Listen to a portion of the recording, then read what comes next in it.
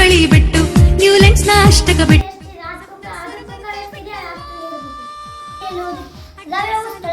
ಸ್ಥಳವನ್ನು ಆಕ್ರಮಿಸುತ್ತದೆ ಎಂದು ಚಟುವಟಿಕೆ ಮಾಡಿ ತೋರಿಸುತ್ತೇನೆ. ಒಂದು ದ್ರವ್ಯದ ವಸ್ತುವಿನಲ್ಲಿ ಸ್ವಲ್ಪ ಕಣಗಳನ್ನು ನೀಡಲಾಗುತ್ತದೆ ಎಂಬುದನ್ನು ತಿಳಿಯಲು ಒಂದು ಪ್ರಯೋಗ ಮಾಡಿ ನೋಡೋಣ. ಒಂದು ಬೀಕರಿಗೆ ಕಂಠದವರೆಗೆ ನೀರು ತುಂಬಿ ಆ ಬೀಕರಿಗೆ ಮೂರು ಗೋಲಿಗಳನ್ನು ಹಾಕೋಣ.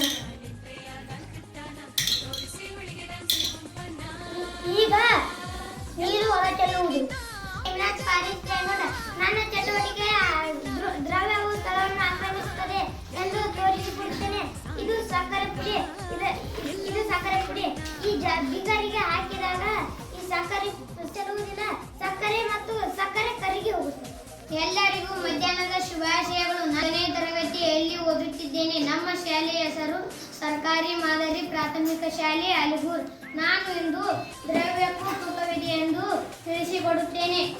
ಒಂದು ತಕ್ಕಡಿಯನ್ನು ತೆಗೆದುಕೊಂಡು ಸೂಚಕ ಮುಳ್ಳು ಸಮಾನಾಂತರವಾಗಿ ಇರಬೇಕು. ಒಂದು ತಕ್ಕಡಿಯ ಒಂದು ತಟ್ಟೆಯಲ್ಲಿ ದ್ರವ್ಯವನ್ನು ಇಡುತ್ತೇನೆ. ಅದು ಸೂಚಕ ಮುಳ್ಳು ಭಾರವಿರುವ ತಟ್ಟೆಯ ಕಡೆಗೆ ಬಾಗಿದೆ. ಇದರ ತೂಕವಿದೆ ಎಂದು ತಿಳಿಯುತ್ತದೆ. ಈಗ ನಾನು ದ್ರವಗಳಿಗೆ ತೂಕವಿದೆ ಎಂದು ತಿಳಿಸಿಕೊಡುತ್ತೇನೆ. ಈಗ ನೀರನ್ನು ಹಾಕುತ್ತೇನೆ. ಈಗ ನೀರು ಇರುವ ತಟ್ಟೆಯ ಕಡೆಗೆ ಬಾಗಿದೆ. ಖಾಲಿ ಸಿಲಿಂಡರ್ನ ಸ್ವಲ್ಪ ಭಾರವಾಗಿರುತ್ತದೆ. ಅದರಲ್ಲಿ ಅನಿಲವು ಇರದಿದ್ದರೆ ಸ್ವಲ್ಪ ಭಾರವಿರುತ್ತದೆ. ಆದರೆ ಅದರಲ್ಲಿ ಅನಿಲವಿದ್ದರೆ ಭಾರವಾಗಿರುತ್ತದೆ. ಧನ್ಯವಾದಗಳು. ಮಧ್ಯಾಹ್ನದ ಶುಭಾಶಯಗಳು. ನನ್ನ ಹೆಸರು ಶ್ರೀನಿಧಿ ಸಂತೋಷ್ ಶಿಂದೆ. ನಾನು 5ನೇ ತರಗತಿಯಲ್ಲಿ ಓದುತ್ತಿದ್ದೇನೆ. ನಮ್ಮ ಶಾಲೆ ಹೆಸರು ಸರ್ಕಾರಿ ಮಾದರಿ ಪ್ರಾಥಮಿಕ ಶಾಲೆ ಅಲಿಗೂರ್. ಇಂದು ದ್ರವ್ಯದ ಉಷ್ಣದ ಮೇಲೆ ಪರಿಣಾಮ ಬೀರುವುದು. ಇಲ್ಲಿ ಕಾಣಿಸುತ್ತಿರುವುದು ಮಂಜುಗಡ್ಡೆ. ಒಂದು ತುಂಡು ಮಂಜುಗಡ್ಡೆಯನ್ನು ಒಂದು ತಟ್ಟೆಯಲ್ಲಿಟ್ಟು 10 ನಿಮಿಷ ಕಾಲ ಕಾದು ನೋಡಿ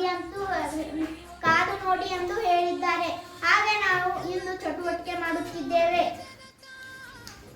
ಇದು ಫ್ರಿಡ್ಜಿನಲ್ಲಿ ಇಟ್ಟಿದ್ದಾಗ 0 ಟೆಂಪರೇಚರ್ ಇತ್ತು.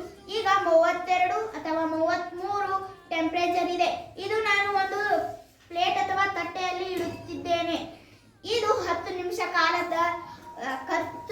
ಕಾಲದ ಅವಕಾಶಗಳನ್ನು ನೋಡಿದಾಗ ಇದು ನೀರಾಗಿರುತ್ತದೆ. ಏಕೆಂದರೆ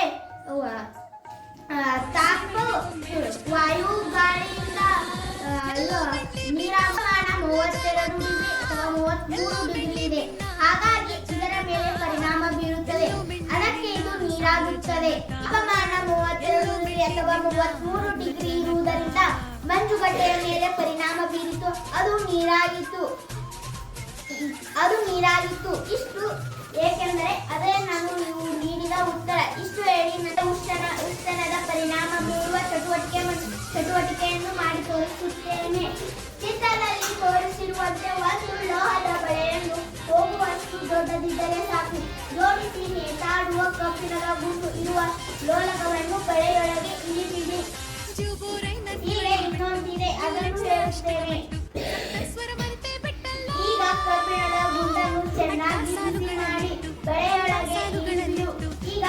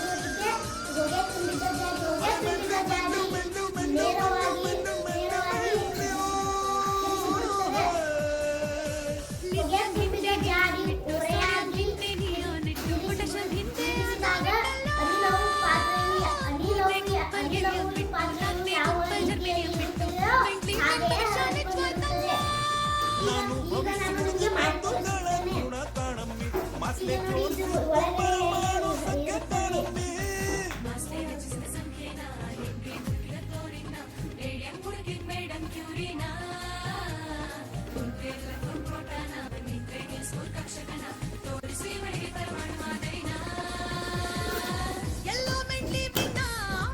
ಹೇಗಿದೆ ಇದು. ನಾನು ತರಗತಿಯಲ್ಲಿ ಓದುತ್ತಿದ್ದೇನೆ. ನಾನು ಇಂದು ಅನಿಲ ಚಟುವಟಿಕೆ ಮಾಡಿಕೊಳ್ಳುತ್ತೇನೆ.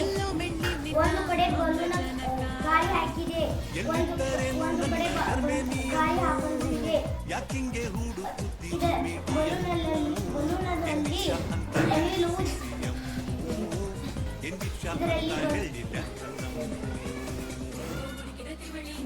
ಒಳಗೆ ಗಾಳಿ ತುಂಬಿದೆ. ಇದು ಕಟ್ಟಿಗೆ ಬಾಗುತ್ತದೆ.